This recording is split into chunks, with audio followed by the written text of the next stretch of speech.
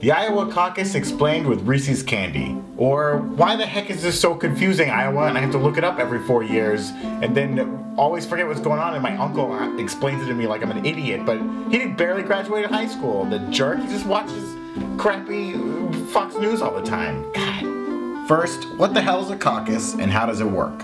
Voters gather in set locations such as schools, churches, libraries, houses, and cast their votes for their preferred candidate.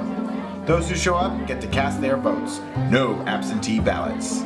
The Democratic and Republican parties work in different ways, so let's deal with the more complicated one first, the Democrats. And here are your candidates. Hillary Clinton will represent as the Reese's Sticks.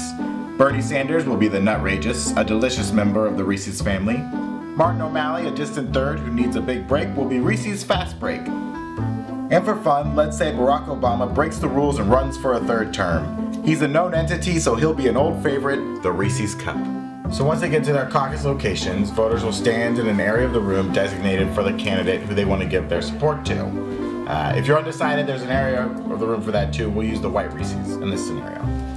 Supporters for each candidate can go to other groups to try and sway voters back to their candidate. This is where neighbors become belligerent and may bribe each other with baked goods or facts. Eventually, all the votes are tallied to determine which candidates are viable. A candidate must have 15% of the vote to be viable.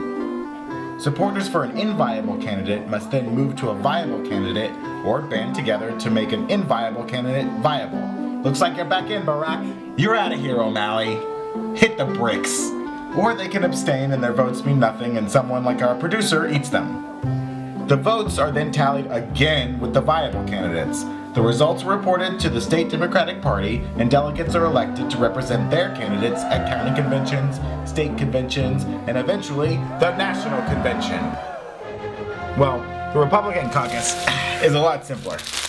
There's a ton of candidates, and then they have a secret ballot. Why are we talking out loud? The results of that vote are then reported to the party, and delegates are elected.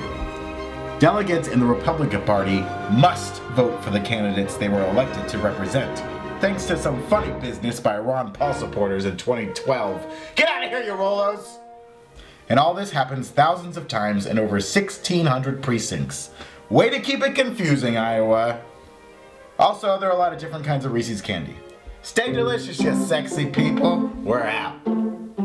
Click subscribe so you can see us do this again in 4-year with Oreo. Oh man, I missed a lot of letters in that sentence. Click subscribe so you can see us do this again in 4 years with Oreos.